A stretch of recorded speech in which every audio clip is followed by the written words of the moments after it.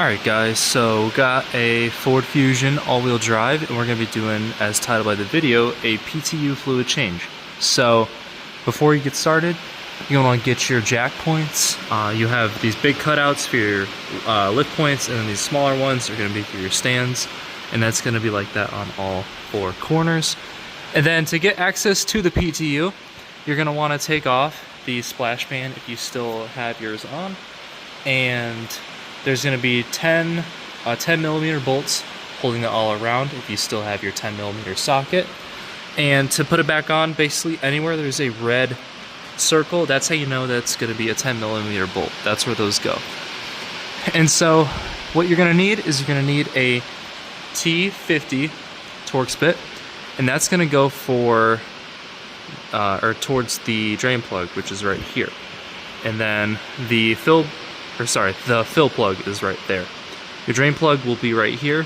Luckily, these Fusions seem to have, a drain and fill plug. Makes this job much easier, and it's good for the preventative maintenance.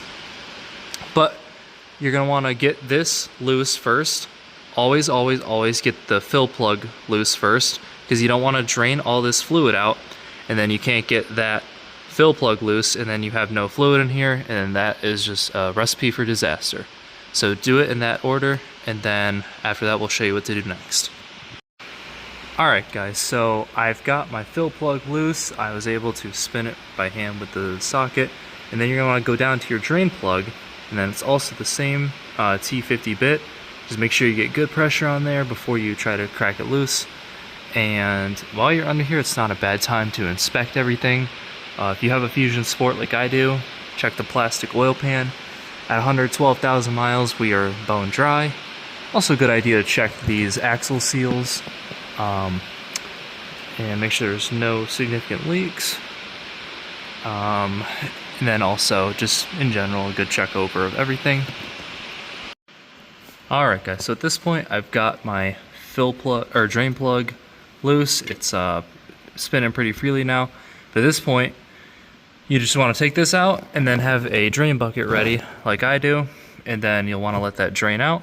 And I believe this is magnetized. One of these is. I believe it's this one though. So you'll want to clean off that magnet, but we'll show you how to do all that. Alright guys, so at this point I've got both plugs loose. That is the fill plug, non-magnetized, and then this bigger one with the little black bit on the end, this is magnetized, so this is our drain plug. So I'm back over at the car, and as you can see, we're pretty much empty. And the fluid itself is actually looking really clean. I changed this about 30,000 miles ago, roughly, and you do want to do this every 30,000 miles. It's very important that you do this every 30,000.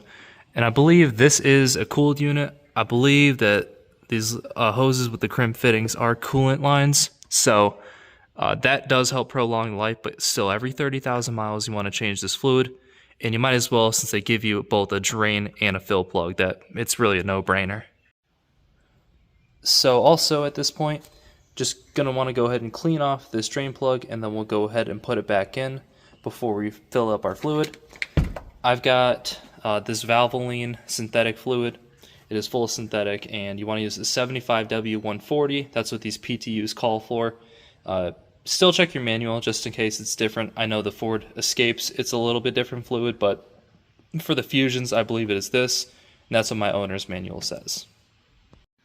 Alright guys, so at this point, what you want to do if you haven't is I'm going to grab a little measuring cup like this, and then a syringe like this, and then what I'm going to do is I'm going to pour this into the measuring cup, and then that way you can basically maneuver this up into the fill hole, which I'll show you guys how to do. And that way, if you have a pump, that'd probably be easiest, but I don't, so this is the method I've used. Alright guys, so I'm trying to get the best camera angle to show you, but there we go. So I've got the end of the tube in the fill hole, and I've gone through the first batch, but you want to basically kind of push it in there. You don't want it to be at the edge. You want the tube to actually kind of be inside the hole there, and then just slowly compress the plunger on here. Or if you have a pump, you can do it that way, but you're going to go until it starts to pour out the side. Alright guys, and like that, it is actually draining out of the fill plug, so that's how we know we're full. Definitely make sure you have something to catch it. Mine is just barely there. But you know, once it's done, you do want to wipe away the oil because you don't. I'm not sure if it's bad for these hoses or not. But yeah, just let this drain out and get to a drip, and then after that, kind of wipe up the area for the fill plug, and then just kind of work it on by hand. And then when you go to tighten it, just go snug on it. There's really no need to over tighten it, especially because the spot it's at, it would be not so fun getting it out.